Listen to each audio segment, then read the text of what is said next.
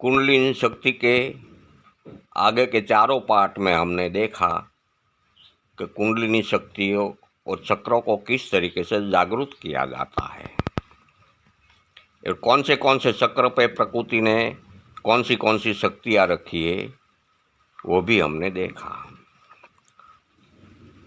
अब आगे भी उनके बारे में ही, कुंडलिनी शक्ति के बारे में ही बात करते हैं। जब कोई मानव योग क्रिया करते करते तो उनके आंतरिक नजर आज्ञा चक्र पे ढककर हर दिन ध्यान प्राणायाम करेगा तो धीरे धीरे उनका प्राण अपान छाती के भाग में दोनों एकत्रित होते ही छाती में ऊर्जा का विस्फोट होता है। ऊर्जा को चेतना भी कहा जाता है। वो चेतना प्राणायाम के माध्यम से छाती के ऊपर के भाग में और मस्तक की ओर चढ़ने लगेगी। जब मस्तक में चेतना इकट्ठी होकर तब वो फिर से मस्तक की नीचे की ओर ठंडी लहरों के रूप में नीचे उतरने लगेगी। धीरे धीरे वो शरीर में, पूरे शरीर में फैल जाएगी। तब आपका शरीर बिल्कुल हल्का सा और स्फूर्तिमय बन जाएगा और फिर से वो ठंडी लहरों के रूप में प्राणायाम के माध्यम से पैरों से लेकर ऊपर चढ़ने लगेगी और कमर तक आकर ठहर जाएगी। कमर से प्राणापान की चेतना कुंडलिनी शक्ति को वीर्य की बाष्पीभवन से निकलती बाष्प को साथ में लेकर ऊपर चढ़ने लगेगी। पहले मूलाधार चक्र का वेधन करेगी। ये बाष्प अवकाशी रोड की नीले सफ़ेद रंग की होती है। ऊपर चढ़कर हर एक चक्र का क्रम वाइज 5 से 6 मास के अंतराल पे एक एक चक्र का वेधन करते करते मस्तक में इकट्ठी हो जाएगी। अब ये टाइम पे मस्तक में कुल 3 प्रकार की शक्तियाँ एक रूप होती है। प्राणापान की चेतना जो ऊर्जा के रूप में हुई है, पहली ये है। दूसरी ये है दशे इंद्रिय की शक्ति की ऊर्जा। तीसरी है कुंडलिनी शक्ति की ऊर्जा। ये तीनों शक्तियाँ की ऊर्जा जब मस्तक में एक रूप में एकत्रित होकर बहती है तब मानव को गाढ़ ध्यान लग जाता है। जब गाढ़ ध्यान में मानव जाएगा तब वहाँ 3 ऊर्जा की शक्ति के साथ चौथी ऊर्जा, चक्रों की शक्ति की ऊर्जा भी इसमें शामिल हो जाएगी। जब चक्रों की शक्ति की ऊर्जा, उस चौथी ऊर्जा इसमें शामिल होती है तब मन बिल्कुल निर्विचार बन जाता है। ये चारों ऊर्जा जब मिक्स होकर एक रूप होकर एक क्रिया को ही हम मन को आत्मा में स्थित हुआ कहा कहते हैं। जब ये चारों ऊर्जा एक रूप होकर बहती है, एक रूप होकर प्रकाश के दिया की दीपक जल जाता है, यही क्रिया को हम मन को आत्मा में स्थिर हुआ कहा जाता है। मन आत्मा में विलीन हो गया ऐसा कहा जाता है। लेकिन यहाँ आपको एक बात का खास ध्यान रखना पड़ेगा। धारणा के मार्फत से आपका आंतरिक मन को जागरूक रखना पड़ेगा। अगर आप जागरूक अवस्था में नहीं गए रहे तो ये सारी आपकी मेहनत बेकार चली जाएगी, कोई काम की नहीं रहेगी। मूर्छा अवस्था तो बिल्कुल रहनी ही नहीं चाहिए। ये समझने की क्रिया है, बहुत समझने की बात है। बहुत यहाँ रहस्यपूर्ण में बात कर रहा हूँ। इसलिए ही तो धारणा को सिद्ध करना पड़ता है। ध्यान में धारणा को यही कारण से सिद्ध करना पड़ता है। अगर धारणा आपकी सिद्ध नहीं है तो आप जागरूक अवस्था में रहोगे ही नहीं, आप मूर्छा अवस्था में आ जाओगे। अगर तो कायम के लिए भी आप चले जाओगे और संकल्प भी छोड़ना पड़ता है। लेकिन समय समाधि में जाना है तब ये बात का संकल्प भी छोड़ना पड़ता है कि कितने समय हमको समाधि में रहना है। मानो कि हमको आज समाधि में जाना है तो आधा घंटा समाधि में रहना है, तो समाधि में जाने से पहले 30 मिनट का संकल्प छोड़ना पड़ता है कि 30 मिनट के बाद मैं वापस नीचे उतर जाओगे, तभी आप नीचे उतर पाओ। अगर ये संकल्प समाधि ने जाने से पहले नहीं छोड़ा तो आपको नीचे उतरने की कोई संभावना ही नहीं है, नहीं तो आप वापस आ ही नहीं सकते हो मित्रों। योग क्रिया में जो 8 आयाम है, इसमें एक आयाम धारणा का भी है। अब आपको ख्याल आएगा होगा कि ये धारणा का क्या महत्व है, धारणा को क्यों सिद्ध करना पड़ता है। योग का जो 8 आयाम है ना, 8 आयामों को सिद्ध करना पड़ता है, 8 अंगों को सिद्ध करना पड़ता है, तब हम आगे जा पाएंगे और आगे अच्छी तरह विस्तार हो पाएंगे। ऐसे ही 8 अंगों का अलग अलग महत्व है योग क्रिया में। वो 8 अंगों का अलग अलग महत्व मैंने फेसबुक पर अलग अलग पोस्ट में दिया है, आप देख लेना।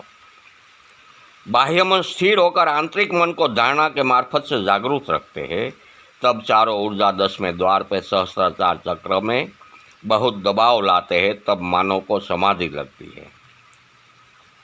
जैसा आपका संकल्प वैसी ही समाधि, और समाधि का समय रहेगा, समाधि के बाद ही संकल्प शक्ति ही काम करती है, और कोई शक्ति वहाँ नहीं काम करती है। बाद में संकल्प शक्ति ही मन का ड्राइवर कहा जाती है,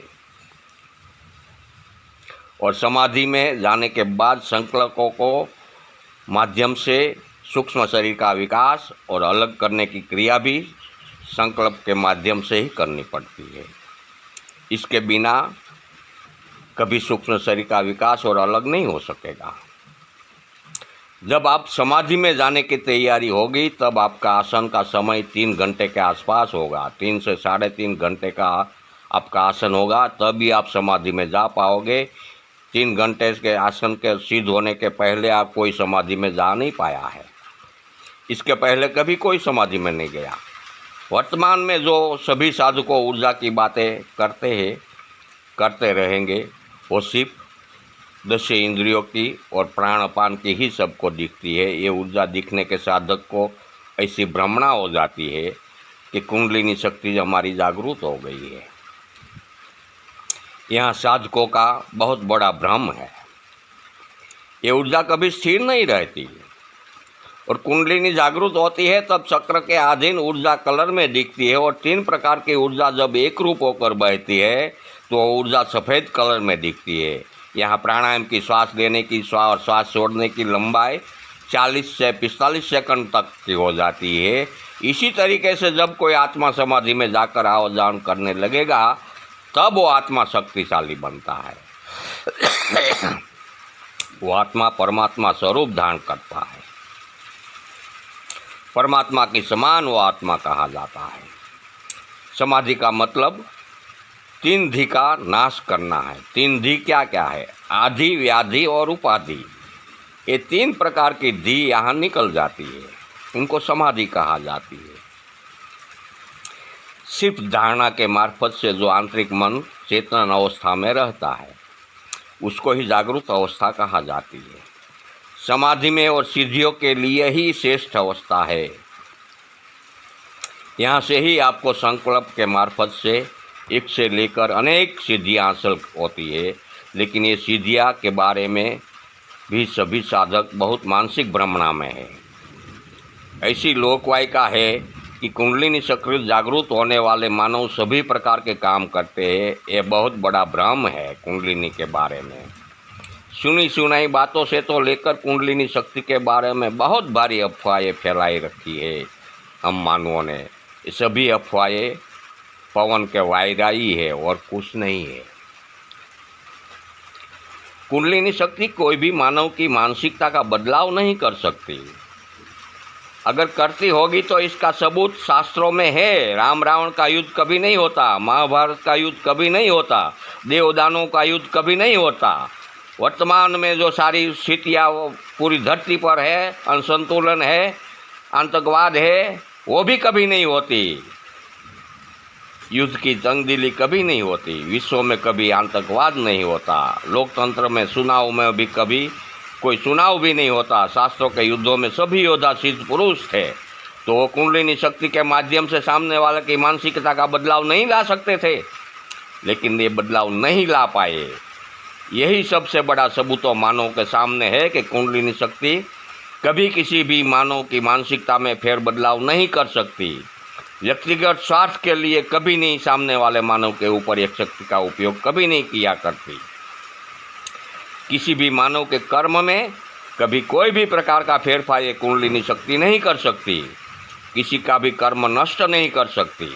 खुद का भी पूर्व जन्म का या कर्म नष्ट नहीं कर सकती। कुंडलिनी जागरण वाला मानव ऐसा चाहेगा कि मेरे सेवक को मैं धनपति बना दूं, तो ये बात भी कुंडलिनी शक्ति से शक्य नहीं होती।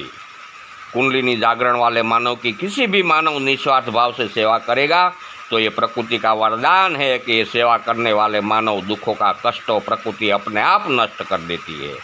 ये कुंडलिनी शक्ति जागरण वाले मानव की कोई मानव निस्वार्थ भाव से सेवा करता है